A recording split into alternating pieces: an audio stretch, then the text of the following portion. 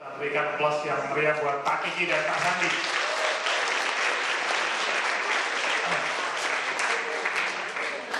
Rekan-rekan tahu nggak kalau pengusaha dan lawyer itu ibarat sendok dan garpu.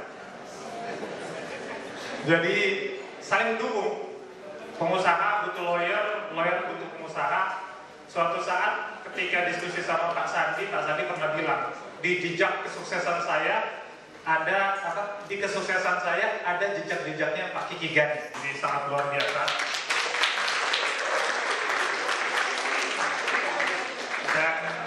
Dan Pak Sandi salah satu model yang paling ideal. Kenapa paling ideal? Karena beliau adalah pengusaha asli Indonesia. Jadi beliau dulu sebelum jadi pengusaha ini adalah seorang profesional. Gajinya dulu tuh $8.000. Beliau menyelesaikan S1 dan S2-nya pertama di Wichita State University, summa cum laude, lalu dilanjutkan di George Washington University dengan lulus kalau tidak salah hampir 4 gitu. Jadi sangat luar biasa. Pertama kali bergabung bekerja sebagai karyawan di Bank Suma. Jadi sebagai karyawan seperti itu. Lalu beliau bergabung ke beberapa perusahaan internasional di bidang finansial. Pindah dari sana, belajar, pindah lagi. Pada tahun 2007 ketika krisis moneter, perusahaannya kolaps. Jadi perusahaannya bangkrut dan beliau salah satu pengusaha yang pernah merasakan bagaimana rasanya di PHK. Dari nomor 29 diturunin sama Forbes jadi ke nomor 37. Tapi yang saya bingung, kekayaannya naik jadi $660 juta. Hampir 50%-nya. Gitu, makanya saya bertanya-tanya nih, ini 2013 nggak masuk lagi, kira-kira kekayaannya naik berapa ratus juta dolar lagi? Seperti itu. Jadi sangat luar biasa. Tahun 2005-2008 beliau sebagai ketua HIPMI. Jadi memang saya dengar banyak ini mahasiswi yang kagum sama beliau. Katanya sudah nanya, anaknya siapa nih anaknya? Jadi ya sangat luar biasa. Jadi di tempat masalah, salah satu orang yang sukses karena kebangkrutan, jadi mulai benar-benar dari nol, merangkak dari awal itu beliau. Beliau juga orang yang banyak orang kaya sangat sombong dan segala macam, tapi beliau sangat luar biasa mau berbagi, mau memberikan motivasi kepada seluruh anak bangsa. Kita beri aplaus buat Pak Sandiaga Uno.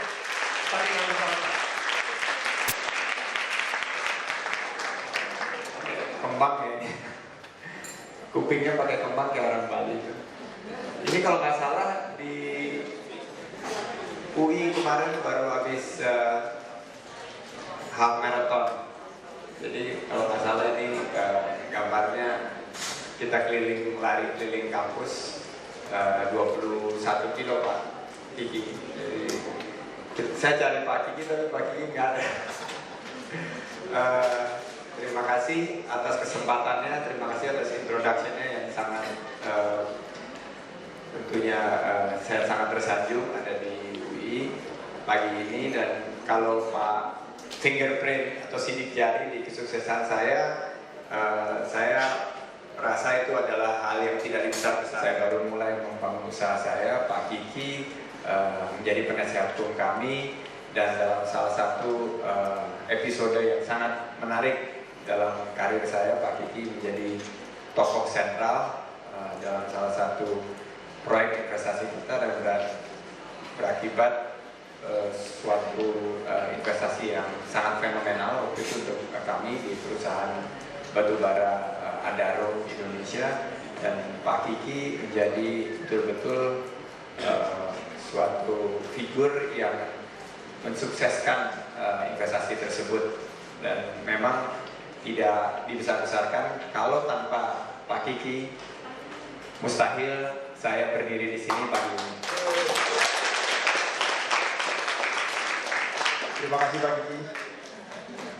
Dan UI juga, jadi kalau tadi disebutkan Pak Kiki 100 lawyer berpengaruh di dunia, kalau buat saya Pak Kiki adalah nomor 1 yang berpengaruh dalam karir saya. Terima kasih Pak Kiki.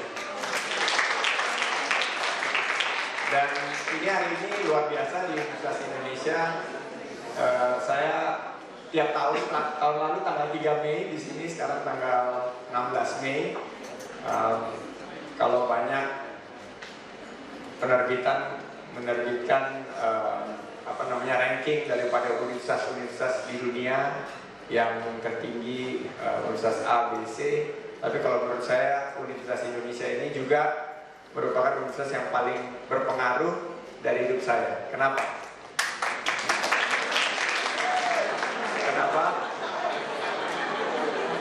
Karena saya tidak kesampaian sekolah di sini. Saya betul-betul dari SD, SMP, SMA tuh bercita-cita ingin sekolah di Universitas Indonesia. Namun saya gagal dalam kesempatan pertama untuk diterima di sini. Jadi kalian mestinya menganggap ini sebagai suatu kesuksesan dan bersyukur alhamdulillah diterima di Universitas Indonesia. Saya bersekolah di luar negeri karena beasiswa itu juga karena waktu itu pada kesempatan pertama tidak diterima dalam program PMDK di Indonesia, harus ikut Sipermaru. Sebelum keluar hasil Sipermaru dulu terima atau tidaknya di Universitas Indonesia, saya harus mengambil keputusan berangkat mengambil scholarship dari luar negeri. Begitu sampai di Wichita State, saya baru terima berita bahwa saya sudah diterima di Universitas Indonesia Fakultas Ekonomi, tapi nggak punya tiket untuk balik ke Jakarta. Jadi kita putuskan menyelesaikan sekolah di Amerika. Itu adalah sekelumit cerita tentang kenapa saya menganggap bahwa UI ini juga adalah berpengaruh dalam karir saya. Nah, hari ini kita mau bicara mengenai membentuk karakter juara. Saya dengar ini adalah kelas terakhir, sesi terakhir daripada sebuah fakultas hukum yang sangat-sangat berpengaruh demi kemajuan bangsa dan negara kita. Saya ingin kita sekarang sejenak menyimak, merefleksikan kita Indonesia, kita refleksikan dalam benak kita. Kita ini adalah negara yang kaya raya. Kita punya segalanya. Kita ada di posisi 10 besar dari setiap mineral dan komoditas yang dihasilkan di belahan dunia manapun. Karet alam Indonesia adalah penghasil karet alam nomor 2 terbesar di dunia. Karet alam itu diperlukan di setiap produk, mulai dari otomotif sampai gadget, elektronik, consumer, dan lain-lain. Kelapa sawit kita nomor 1 terbesar di dunia sekarang. Kita ngomong mengenai batu bara, minyak dan gas bumi, emas, tembaga, kita tetap di atas rata-rata daripada produksi dunia. Potensi laut kita 24,5 miliar dolar yang selama ini menjadi potensi, tapi baru sedikit yang kita pergunakan, baru sedikit yang kita kelola dengan baik. Kekayaan budaya kita sudah tidak perlu diragukan lagi. Indonesia adalah pusat epicentrum daripada budaya dunia. Kita punya Candi Borobudur, kita punya Candi Prambanan, di bagian timur kita punya kebudayaan yang sangat kaya raya. Dan juga kita punya salah satu sumber kekayaan yang selama ini kita anggap remeh, yaitu populasi kita, sumber daya manusia kita. Demografi Indonesia sekarang adalah demografi yang terproduktif di dunia. Dari 240 juta rakyat Indonesia, lebih dari 50% itu ada di usia 30 tahun atau lebih muda. Berarti kita tidak akan mengalami sebuah degradasi daripada demografi. 18 tahun ke depan Indonesia akan bertumbuh menjadi ekonomi nomor 7 atau nomor 5 terbesar di dunia. Hari ini kita nomor 15. Banyak ekonomi di dunia seperti Cina dan India yang bertumbuh tapi tidak memiliki demografi seperti yang dimiliki oleh Indonesia. Dari ekonominya, dari sosialnya, dari budayanya maupun dari tata kelolanya. Tetapi kalau kita refleksikan, ini teman-teman di sini adalah masa depan Indonesia sekarang, khususnya di bidang hukum. Kita melihat suatu degradasi yang sangat-sangat signifikan dalam pencapaian-pencapaian Indonesia. Ya, ekonomi kita bertumbuh, sekarang bagian daripada G20, bagian daripada APEC, dan bagian daripada negara-negara yang terus ekonominya bertumbuh. Tapi apa yang kita lihat? Kemudahan melakukan usaha di Indonesia sekarang ada di posisi 129 dari 183 negara. Ibaratnya kalau kita main sepak bola, kelas ekonomi kita itu udah di posisi 15. Kita udah seperti kayak mungkin Everton kalau di Liga Premier Inggris, Everton atau mungkin Manchester City sekarang. Tapi kalau dalam kemudahan memulai usaha di Indonesia atau kemudahan melakukan usaha di Indonesia, kita ada di nomor 129. Liganya itu bukan lagi Liga Premier, tapi turun menjadi Tarkam. Iya benar, karena nggak sesuai dan ada diskoneksi yang sangat-sangat menurut saya sangat-sangat mengkhawatirkan. Karena kita sekarang menurun dari 129. Kenapa? Karena birokrasi. Kenapa? Karena susah sekali memulai usaha di sini. Kadang-kadang perlu lebih dari 6 bulan mendaftarkan usaha. Pengusaha-pengusaha muda yang tergabung di HIPMI kadang-kadang bisa mengeluh bahwa kalau nggak kenal notarisnya, kalau nggak kenal lawyer seperti Pak Kiki Gani, dipingpong dalam mencoba mendaftarkan usaha mereka. Kemudian untuk mendapatkan listrik 161 dari 180. Negara yang kaya raya dengan sumber daya mineral, oil and gas, coal, hidro, geotermal, 40% daripada geotermal dunia itu ada di Indonesia. Kemarin malam jam 7 pas saya lagi rapat, mati lampu sama investor asing. Nah mereka bilang katanya Indonesia ekonomi nomor 15 terbesar dunia, sekarang mati lampu. Jadi ini adalah suatu ironis. Kenapa? Karena pembangkit tidak bisa dibangun. Kenapa pembangkit tidak bisa dibangun? Karena susah sekali mendapatkan izin untuk membangun pembangkit listrik, baik itu tenaga uap, pembangkit listrik tenaga air, pembangkit listrik tenaga hidro dan lain-lain. Kita ada di peringkat 155 dalam kemudahan memulai usaha. Tadi saya sudah bicara, seorang pengusaha pemula itu akan merasa betul-betul dipingpong selama 3 bulan kalau dia ingin memulai usaha.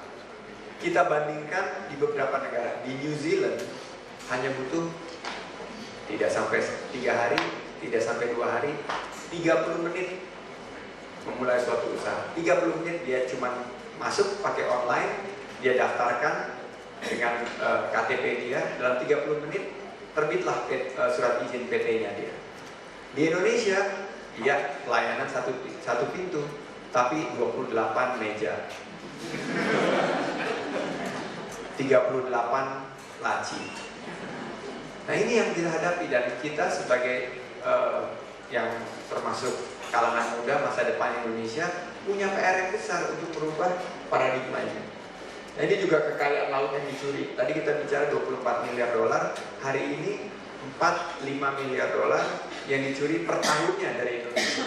Ini 4-5 miliar dolar ini bisa kita gunakan untuk membangun jembatan Selat Sunda, bisa kita gunakan untuk membangun MRT, kita bisa gunakan untuk membangun sistem pendidikan kita. Ini potensi-potensi yang kita miliki yang selama ini kita tidak mengenal dan tidak bisa membenahi dengan baik. Jadi kalau kita lihat matriks yang ada, bahwa potensinya sangat besar tapi kenyataannya sangat minim, kita mulai bertanya kepada diri sendiri, are we on the right track? Are we on the right track atau are we moving into the wrong direction? Apakah kita menuju arah yang salah? Kalau kita lihat TV, dari 10 berita yang tertinggi, 15 tentang kekerasan, 12 tentang korupsi, tentang kecurangan, pilkada dan lain-lain. Tawuran ada di mana-mana. Ini kita lihat bahwa media selama ini juga menayangkan begitu hal yang negatif dan pesimis. Akhirnya kita melihat bahwa suatu refleksi tentang Indonesia itu tidak pernah ada yang positif, tidak pernah ada yang optimisme. Saat ini kita asik berselisih, sibuk dengan perbedaan di antara kita, padahal perbedaan itu adalah aset. Bhinneka Tunggal Ika, unity in diversity, ini menggerus arah dan rasa percaya diri dari bangsa. Dan oleh itu kaum muda harus mulai melihat bahwa arah kita tepat, kita memiliki percaya diri yang baik. Setelah itu dorongan berprestasi mulai tergerus. Kalau kita melihat di sekeliling kita itu negatif, otomatis kita akan menjadi negatif juga dan pesimis. Dorongan untuk berprestasi itu kadang-kadang kalau kita bisa mengelilingi diri kita dengan orang-orang yang sukses, orang-orang yang positif, dan orang-orang yang memiliki optimisme yang sama. Coba lihat sekeliling kita. Berbeda, ada yang pakai, ada yang laki, ada yang perempuan, ada yang tinggi, ada yang tidak terlalu tinggi. Apa persamaan tersebut? Persamaan kita adalah kita memiliki harapan, hope, bahwa hari depan itu harusnya harus lebih baik dari hari ini. Masa depan itu harusnya lebih cerah dari masa lalu. Nah, itu adalah harapan kita sendiri. Jadi dorongan untuk berprestasi itu harus ada. Kesempatan yang sekarang tergerus harus kita pompa kembali. Keinginan untuk berprestasi, membingkai reputasi itu harus ada. Bahwa kaum muda harus mampu mengambil saat ini sebagai momen yang tepat untuk kita berubah. Kita tinggalkan perselisihan, kita tinggalkan perbedaan di antara kita cari persamaannya, kita cari apa yang menjadi common denominator di antara kita untuk memajukan Indonesia. Bagaimana Indonesia yang semakin tertinggal dari matriks-matriks yang tadi bisa kita ubah menjadi bangsa yang menjadi suatu bangsa yang dibanggakan, bangsa besar yang mampu bermimpi besar, mampu berencana besar, mampu bertindak besar sehingga dianggap setara dengan bangsa-bangsa besar yang lain. Jadi ini yang kita lihat, reputasi dan kepercayaan kita harus kita kembangkan. Pada satu saat saya berharap anak-anak saya, tadi ada pertanyaan mengenai anak saya, umur sayangnya, anak-anak saya umur yang udah mau umur 17, sebentar lagi kuliah itu perempuan, jadi kalau untuk mahasiswi kurang prospek. Tapi you never know. Tapi untuk mahasiswa cukup prospek. Dia udah umur 17, sebentar lagi kuliah. Yang kedua perempuan, umur 15, jadi harap sabar menunggu, juga perempuan. Kalau yang ketiga ini untuk mahasiswi harus lebih sabar menunggu lagi, atau malah kadang-kadang mungkin patut dilupakan karena dia umurnya baru 16 bulan.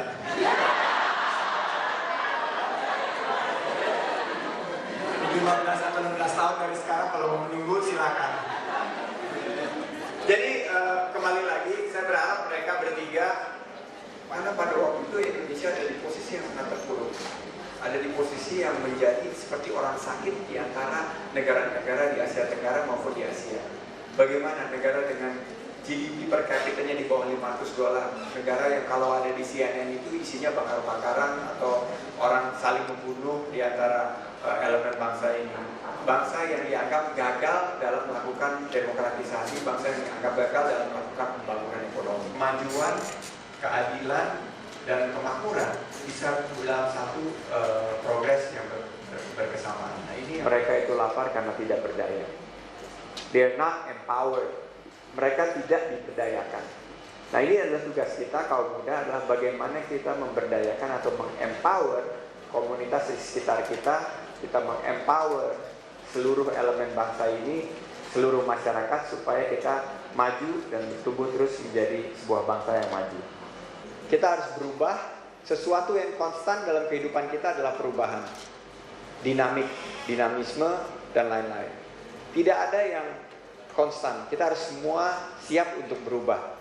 Berubahnya dari mana? Mulai dari diri kita sendiri. Paling susah merubah diri kita sendiri. Begitu kita bisa merubah diri kita sendiri, mungkin kita bisa merubah atau mengubah komunitas di sekitar kita, atau bangsa atau elemen bangsa yang sangat positif dan bisa melakukan perubahan. Dan mulai dari hal yang kecil aja. Kemarin Mapala UPI menggagas Run for River. Simple. Berlari untuk pelestarian sungai. Pada akhirnya kita akan menyumbangkan satu pohon yang mungkin 5-10 tahun lagi akan memperkuat pelestarian Sungai Ciliwung. Very simple. Kalau kita memulai dari kita sendiri. Ini adalah karakter-karakter juara teman-teman saya. Darwiartono merebut 8 kali All England, dan dia memiliki prestasi yang mungkin sampai saat ini belum diketahui. Richard Sambera adalah peraih medali terakhir 23 tahun yang lalu di SEA Games dalam kompetisi renang. Pak Kiki Gani adalah 100 wanita terkemuka dunia. tidak ada di majalah Milenial Asia, jadi paling tidak kita tahu sekarang bahwa Pak Kiki itu masuk di jajaran milenial di Asia, bukan hanya di Indonesia, bukan hanya di ASEAN, tapi sudah bicara Asia. Tepuk tangan untuk Pak Kiki. Dan Anggun ini adalah sosok Indonesia yang sudah bisa memberikan suatu breakthrough dari dunia entertainment di benua Eropa dan sekarang menjadi salah satu artis yang bisa bersaing dalam kategori manapun juga berasal dari Indonesia. Nah, apa yang menjadi benang merah dari keempat orang ini?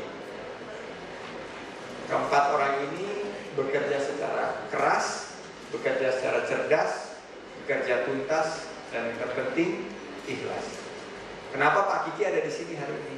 Padahal kita tahu sejamnya kita ngantri, saya mau ketemu dia aja ngantri, minta waktu Pak Kiki ngantri. Klien-klien dia dari Eropa, dari Amerika, kalau ke Indonesia itu harus nunggu berhari-hari untuk ketemu Pak Kiki. Tapi Pak Kiki hari ini ada di sini. Kenapa? Karena dia ikhlas untuk berbagi ilmu pengetahuannya dengan kita semua. Itu adalah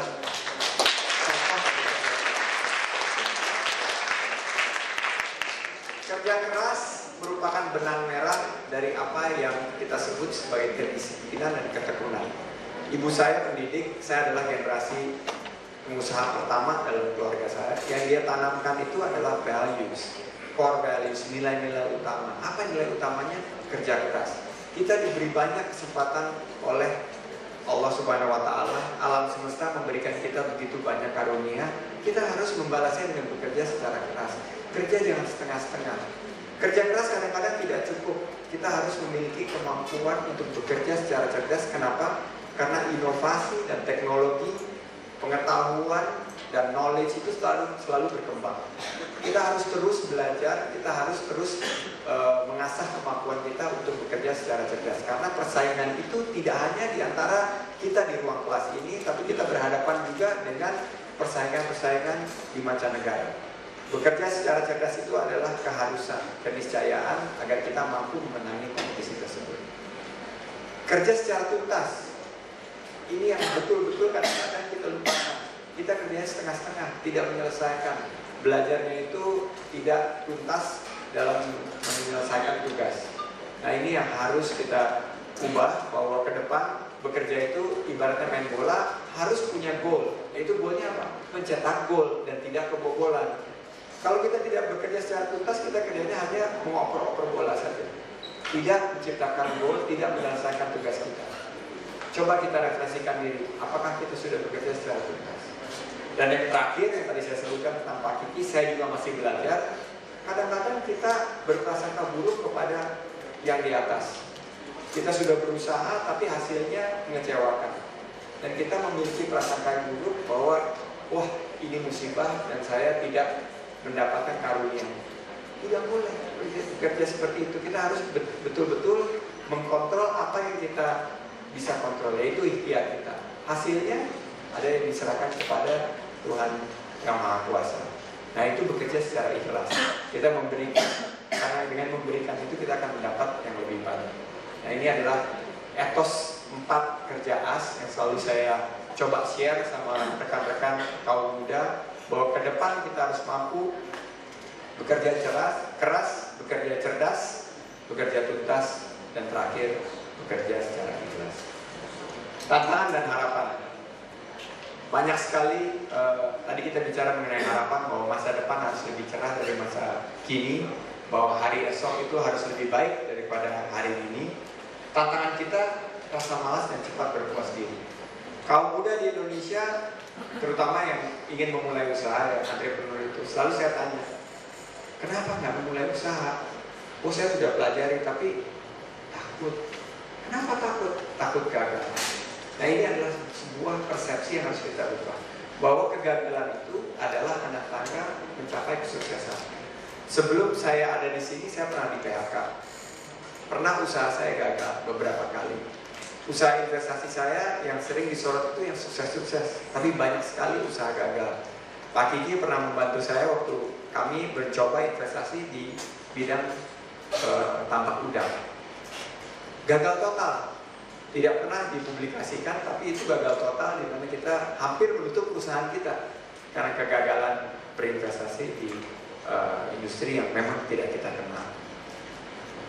Jadi ini adalah suatu PR buat kita untuk mengubah tantangan itu, rasa malas dan cepat berpuas diri, complacency, gampang berpuas diri dan tidak ingin mencapai tingkatan yang lebih tinggi. Jadi rasa malas dan cepat berpuas diri dan rasa takut harus kita hilang. Tantangan berikutnya adalah bekerja sendiri-sendiri. Ini yang selalu kita asik berkompetisi dengan kemampuan kita sendiri. Padahal kalau berkolaborasi atau bekerja sama dengan teman kita, kita akan mampu berkembang. Pak Kiki tidak bekerja sendiri, dia punya mitranya. LGS itu ada 2 nama lain, ada ratusan mitra lain maupun associates lain dalam firmanya dia. Saya memiliki usaha bermitra dengan kawan saya Pak Rosa Kuslani dari Capital dan Pak Edwin di Saratoga. Karena saya percaya bahwa bekerja sendiri-sendiri itu bisa mencapai kesuksesan, tapi lebih mudah mencapai kesuksesan kalau kita bekerja sama. Ketiga tantangannya adalah coba cari teman yang menerapkan sesuatu atau menularkan sesuatu yang positif dan optimis di antara kita. Jangan bergaul sama teman-teman yang membawa suatu energi negatif atau suatu pesimisme di antara kita. Ini adalah tantangan kita. Kalau kita punya teman yang memiliki sifat banyak mengeluh, banyak pesimis, banyak negatif, kita ajak dia untuk berubah. Caranya yang paling mudah adalah mencoba mengubah diri sendiri, baru kita ubah teman kita. Jadi lingkungan yang negatif itu merupakan tantangan. Ubah lingkungan di sekitar kita menjadi lingkungan yang positif. Dan pick role model. Cari figur yang menjadi contoh yang baik. Di sini ada paling enggak 3 contoh. Ada Pak Kiki, Mr. Cowboy Boots, saya sendiri. Ini bisa dijadi sebuah figur yang dicontoh dan bisa menjadi role model. Karena ke depan kita akan terus mencari mentor kita. Saya bermentor dulu dengan Pak William Surajaya, pendiri dari Astra. Tapi hari ini kalian bisa bermentor dengan tokoh-tokoh yang ada di Twitter, ada yang di Facebook, dan bisa berkomunikasi dengan mereka. Jadi ini adalah suatu tantangan yang bisa kita ubah menjadi suatu winning formula atau formula kesuksesan. Kalau kita bertemu, kalian ada mungkin di firma hukum yang lain, ada di Kementerian Kehakiman atau di Mahkamah Agung, mungkin ada di Kejaksaan Agung. Kita ingin lihat matriks-matriks yang tadi itu meningkat. Indonesia harusnya paling tidak 50 besar dalam tentang subjek hukum atau tentang subjek melakukan bisnis, mendaftarkan usaha dan lain-lain. Jadi perubahan itu harusnya dilahirkan dari kampus, karena SDM yang terbaik yang dimiliki oleh bangsa ini akan lahir dari ruangan ini. Jadi saya berharap mungkin hari ini kita akan memulai sesuatu yang baru. Ini adalah kelas yang saya diberitahu Pak Kiki bahwa ini adalah sektor hukum di Indonesia atau sektor bisnis. Saya ingin garis bawahi, investment banker yang paling sukses itu 5 dari 10 memiliki degree atau sertifikat atau ijazah dari Fakultas Hukum. Investor yang paling sukses di negara-negara yang maju, hampir 50% daripada politisi-politisi yang maju juga memiliki background Fakultas Hukum. Jadi kalian look at yourself in the mirror, yakinkan diri kita bahwa kita akan mampu mengubah diri kita sendiri dan akan berkontribusi kepada bangsa dan negara. Dan mudah-mudahan saya berharap pemimpin-pemimpin bangsa Indonesia akan keluar dari ruangan ini dan Indonesia mampu menjadi negara yang maju insya Allah 5-10 tahun ke depan. Terima kasih. Mungkin kita punya waktu sedikit untuk diskusi. Saya kembalikan Pak Moderator. Baik, kita buka 3 pertanyaan. Mungkin di sini tadi sudah disampaikan 1, 2, yang paling ujung 3. saya tadi sangat tertarik dengan ada kata-kata kerja dengan ikhlas. Nah, menurut saya setelah saya amati beberapa orang ataupun di lingkungan, makin sini makin sedikit orang yang ikhlas untuk bekerja. Namun menurut saya pribadi juga kalau misalnya kita makin sini makin ikhlas ya hidupnya makin bahagia aja gitu. Kalau lagi sedih ikhlas, kalau lagi susah ikhlas, tapi kalau lagi senang juga ikhlas gitu. Nah, intinya menurut saya ikhlas sendiri itu akan membawa dampak yang sangat baik ke orang yang menerapkan tersebut. Tapi nggak bisa dipungkiri juga untuk ikhlas itu sangat sulit. Yang ingin saya tanyakan bagaimana Bapak Sandi menerapkan keikhlasan itu dalam bekerja. Gitu. Terima kasih. Kadang-kadang banyak juga di pengalaman saya yang saya kecewa, saya merasa tidak ikhlas, dan saya merasa tidak diperlakukan secara adil. Saya merasa kenapa pencapaian yang saya dapat itu, padahal saya sudah memberikan effort yang 100%, bekerja keras, bekerja cerdas, bekerja tuntas, tapi hasilnya kok masih seperti ini. Nah, mulai belajar bahwa kita itu bisa ikhlas kalau kita melihat sekeliling kita. Banyak sekali elemen masyarakat atau bangsa yang tidak memiliki karunia seperti kita. Jadi kalau kita kerjanya melihat ke atas terus, itu kita akan susah menjadi ikhlas. Tapi kalau kita mulai melihat ke bawah, ke lingkungan sekitar kita, kita mulai melihat ke, saya punya kesempatan bekerja dengan usaha mikro, kecil, menengah, pedagang kaki lima, dan lain-lain. Saya mulai melihat bahwa wah, apa yang saya dapatkan ini patut disyukuri, karena ternyata banyak orang-orang di sekitar kita yang tidak seberuntung saya, tidak memiliki karunia seperti saya. Jadi ikhlas itu merupakan evolusi, it's a journey. Jadi ikhlas itu harus terus diasah, dan saya rasa ini adalah yang menjadi benang merah daripada orang-orang yang sukses. Sekarang gini, kalau kita tidak kerja ikhlas, kadang-kadang kita merasa sesuatu ada yang kurang. Kita lihat sekarang banyak, ini maaf kalau ada yang merasa ini kurang tepat, tapi hari ini kita dikagetkan dengan setelah reformasi di mana Kementerian Keuangan menaikkan gaji pegawai, khususnya gaji teman-teman di Direktorat Jenderal Pajak. Ternyata kemarin tertangkap tangan dari transaksi di dekat airport, penyuapan yang dilakukan atau gratifikasi yang dilakukan oleh dunia usaha kepada aparat pajak. Ini hanya dimungkinkan, walaupun gajinya sudah dinaikkan dan lain-lain, tapi dia tidak memiliki keikhlasan dalam bekerja. Nah ini kalau kita tidak memiliki keikhlasan, akhirnya kita merasa selalu kurang, kita merasa selalu tidak cukup apa yang kita dapat. Padahal kalau kita memiliki keikhlasan dan kita menyatakan bahwa ini cukup dan kita mensyukuri, itu pasti akan mampu buat kita untuk lebih berpikir positif dan bekerja lebih keras ke depannya. Nah memang belum ada jawaban yang pas, tapi kalau saya mencoba terus belajar untuk ikhlas itu, saya banyak bekerja di teman-teman dan melakukan kegiatan aktivitas sosial. Saya punya kegiatan berlari untuk berbagi. Kerjanya kami adalah berlari tiap minggu, dan setiap kilometer yang kami berlari itu kita sumbangkan kepada berbagai kegiatan sosial. Ternyata benar apa yang disebutkan Bagus tadi, semakin kita berbagi, semakin banyak kita mendapatkan hasil kembali gitu. Usaha kami, terutama dari teman-teman yang ikut komunitas berlari untuk berbagi, menyatakan setelah setahun melakukan kegiatan ini, bisnis mereka naik 30-40%. Nah saya bilang, apa yang berubah dari bisnis kita? Tidak ada. Persaingan tambah berat, tapi apa yang berubah dari 1 tahun terakhir? Kita lebih banyak berbagi. Ternyata berbagi tersebut mendatangkan begitu banyak imbal balik dari segi keuntungan buat perusahaan-perusahaan kita. Nah itu yang menurut saya ingin juga share. Kalau kita ikhlas, ternyata Allah itu sangat baik sama kita. Kita diberikan lebih banyak lagi gitu.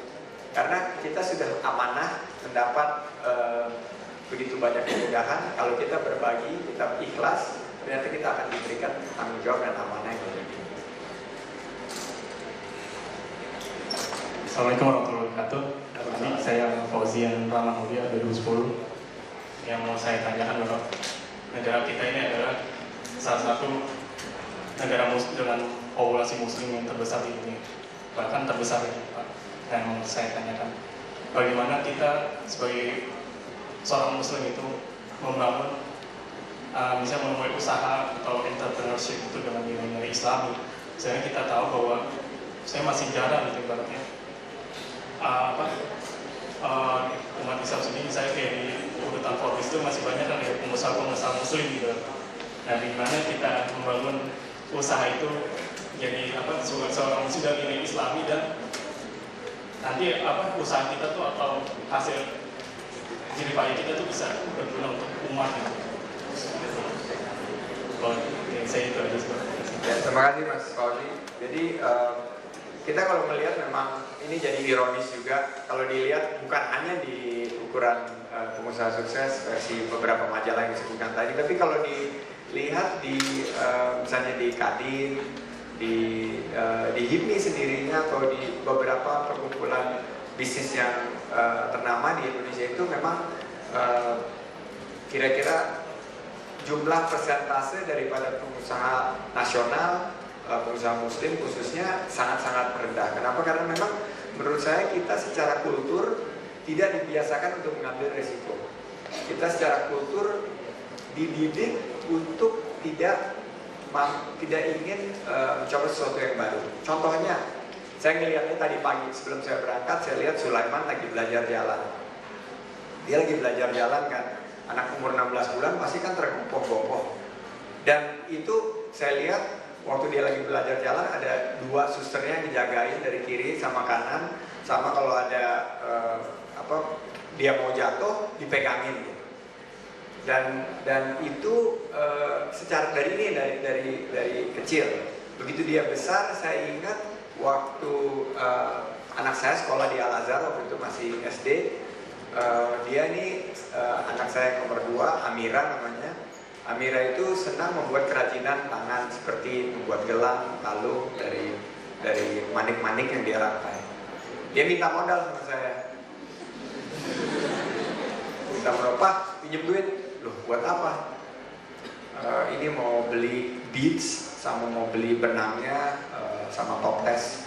Karena nanti Amira mau bikin nama-nama itu jadi nama temannya, dia rangkai terus dia jual gitu. Saya bilang, wah ini idenya hebat juga. Oke, berapa pinjemnya? Ya 3 bulan deh Pak. Pinjem berapa? Pinjem 500.000. Mahal amat 500.000. Ya iyalah, jadi Papa nggak kenal harga lah. Coba Pak ke mall gitu beli segitu, sebentar juga habis kalau makan. Ya udah akhirnya dia pinjam uang, dia bikin gelang, kalung, dan minggu pertama, minggu kedua itu bisnisnya kelihatannya cukup sukses karena dari toples yang dia bilang, Papa bisa lihat tuh nanti hasilnya Amira tabungin di toples. Nah, dia jadi minggu pertama, minggu kedua toplesnya terus bertambah jumlah uangnya. Nah, terus pas sebulan setengah itu berhenti dan saya lihat dia udah juga lumayan nggak tertarik lagi gitu kayak murung dan lain-lain. Saya tanya, Amira nih gimana nih jadi kredit macet nih nggak bisa bayar nih.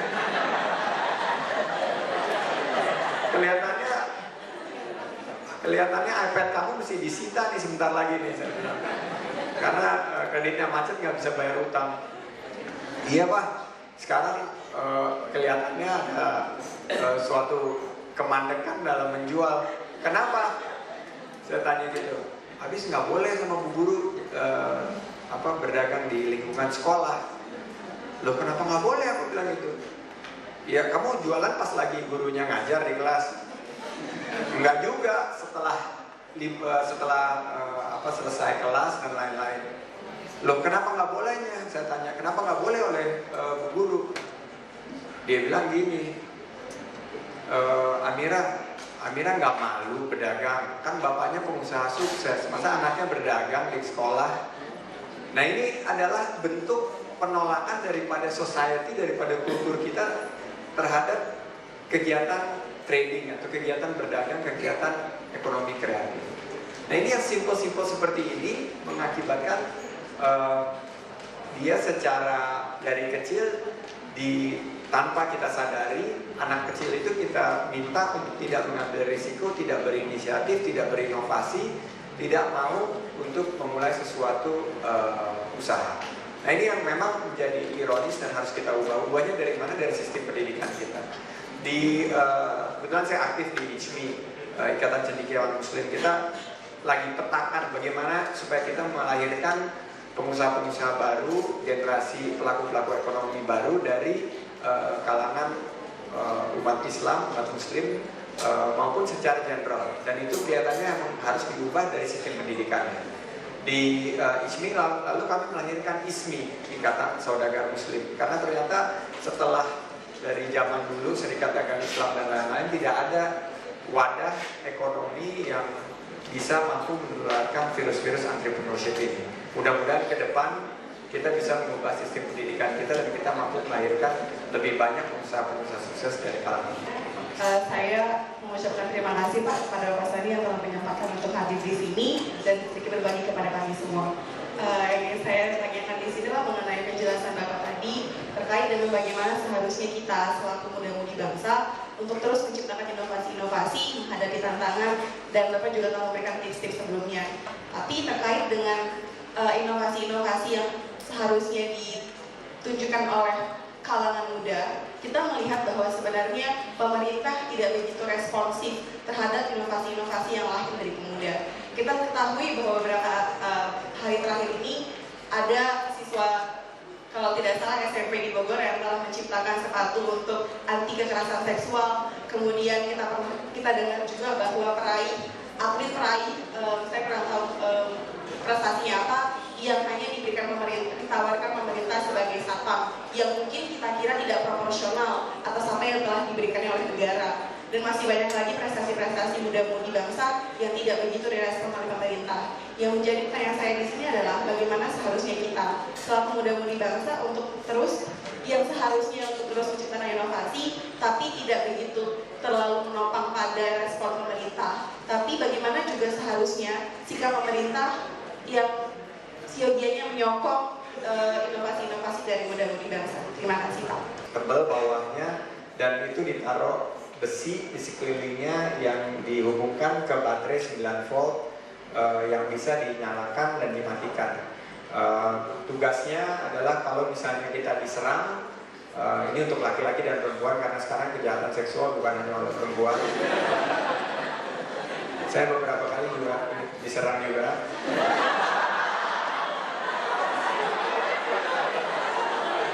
Untung saya jago lari, jadi saya lari kalau diserang biasanya.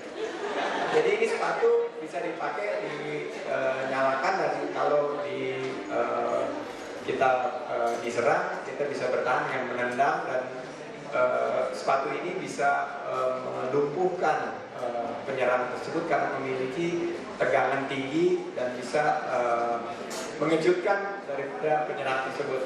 Nah itu kan idenya orisinal banget. Dia coba bawa kemana-mana, nggak dihargai. Dan ini yang salah bukan pemerintah juga, pengusaha-pengusaha di Indonesia juga salah gitu. Karena mestinya menangkap ini sebagai peluang, tapi tidak ditangkap. Dia akhirnya pergi ke Malaysia. Di Malaysia dia ikut lomba, menang, dan sekarang ditawari oleh pengusaha-pengusaha Malaysia. Itu kan ironis. Tapi saya justru ingin mengajak kita untuk berhenti mengeluh tentang pemerintah kita. Karena pemerintah kita terus terang jangan terlalu diharapin lah. Sekarang ini asik berselisih di antara dia sendiri gitu. Yang dikasih amanah di berbagai tempat juga masih ada juga masalah-masalah yang mereka secara internal belum bisa selesaikan. Sebagai elemen bangsa, saya mengajak coba apa yang bisa kita lakukan, apa yang kita bisa perbuat. Kalau kita mengharapkan pemerintah, rasanya mungkin 5-10 tahun lagi mereka pasti akan sibuk dengan reformasi, dengan birokrasi, dan juga dengan perebutan kekuasaan di antara mereka gitu. Pilkada, bupati, gubernur, tiap kali itu kerjanya berebut kekuasaan. Padahal untuk memberikan sumbangsi kepada bangsa ini nggak perlu untuk ada di posisi tersebut. Karena saya percaya a leader is to inspire. to lead is to inspire. Kita memimpin itu harus memberikan inspirasi kepada rakyat di sekitar kita. Nah, untuk inovasi-inovasi seperti tersebut, timbullah gerakan-gerakan social entrepreneurship, kewirausahaan sosial. Kewirausahaan sosial itu lahir dari wirausaha sosial yang tumbuh secara otomatis karena ketidakhadiran pemerintah, ketidakhadiran dunia usaha, ketidakhadiran dunia akademi dalam mencoba memecahkan permasalahan-permasalahan sosial khususnya mengenai inovasi. Dalam kasus tadi sepatu tadi ada NGO seperti Yayasan Innotech, Yayasan Inovasi dan Teknologi yang kebetulan saya bekerjasama sama Pak Aris Surowijoyo, partnernya Pak Kiki Gani ini dirikan. Kami mengumpulkan dana dari berbagai institusi keuangan dalam dan luar negeri untuk memberikan bantuan permodalan kepada tokoh-tokoh inovasi akar rumput yang hadir di Indonesia. Nah, karena mereka melihat pemerintah tidak mampu memberikan bantuan kepada mereka, akhirnya mereka lari kepada wirausaha sosial yang hadir seperti ini. Ada kami komunitasnya namanya AKSI, Asosiasi Kewirausahaan Sosial Indonesia, itu www.aksiindonesia.com. Ini selalu kita encourage atau kita dorong, kita sokong. Karena pemerintah nggak mampu menyokong. Sampai Kementerian Riset dan Teknologi itu belajar sama kita bagaimana kita menumbuhkan inovasi-inovasi di Indonesia. Nah, saya selalu bilang sama teman-teman pemerintah, ya udah, kalau nggak bisa ngebantu ya jangan ngerepotin dong. Kalau misalnya tidak bisa memberi izin dan memberi insentif, ya jangan juga memberatkan kepada inovator-inovator ini. Dan mudah-mudahan dengan semangat itu pemerintah sadar, ngaca, sehingga mereka bisa sekarang berubah. Saya lihat sekarang sih pemerintah juga sudah mulai bagus ya, ada tokoh-tokoh muda yang diakomodir untuk mengembangkan kinerja daripada kepemerintahan. Saya rasa justru mungkin masa saya udah kita udah bisa melihat hasilnya. Masa depan yang digawangi oleh kalian di sini yang mampu akan menjadi masa keemasan buat Indonesia, saya percaya. Terima kasih.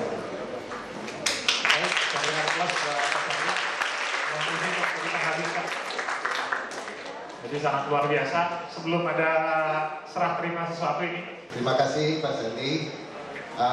Kita pikir-pikir ya, apa yang dikasih ke orang yang udah punya semuanya dan udah kemana-mana. Jadi yang mungkin dua, satu adalah doa, gitu ya. Amin. Jadi kita semua mendoakan Pak Sandi supaya tetap sukses dan bisa sejahterakan kita semua. Amin. Yang kedua adalah gratifikasi. Kalau boleh dibuka, okay.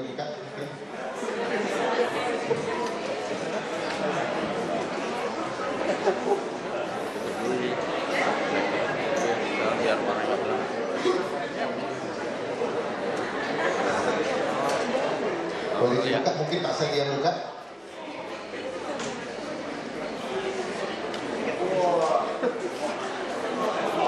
Coklat ya? Dibuka dulu dong. Seeing is believing. Jadi ini harap-harap cemas. Harap cemas.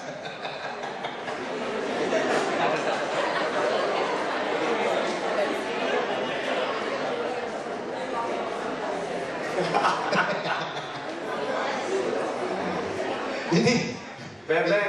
Ini kita buka dulu mungkin kalau boleh kita buka.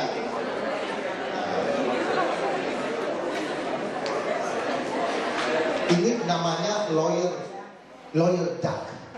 Itu adanya di pengadilan tinggi Inggris, dijual itu di antara buku itu hanya ada satu barang yang dijual yang selain buku adalah lawyer duck. Sebenarnya ini untuk apa sebenarnya gitu ya? Katanya ini biasanya lawyer pada beli itu kalau sidang stres dipegang-pegang.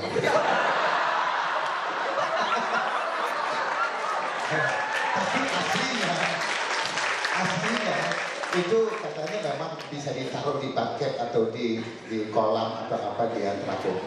Nah ini lawyer duck ini mungkin simbol untuk kita bahwa Pak Sandi sebagai pengusaha ya, satu, seperti bebek selalu terapung.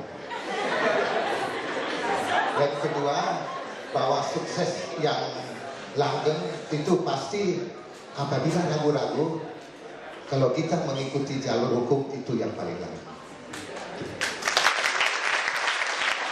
Sekali lagi, terima kasih Pak Sandi dan semoga sukses terus. Amin. Terima kasih. Terima kasih Pak Kiki dan teman-teman semua atas doanya.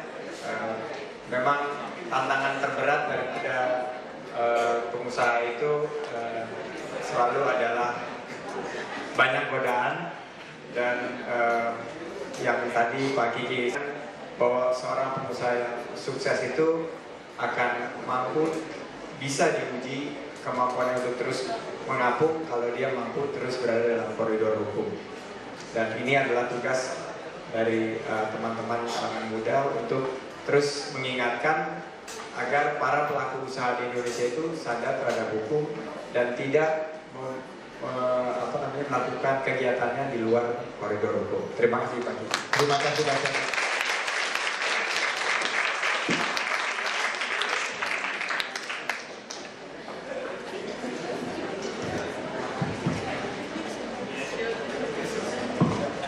Jadi sangat luar biasa.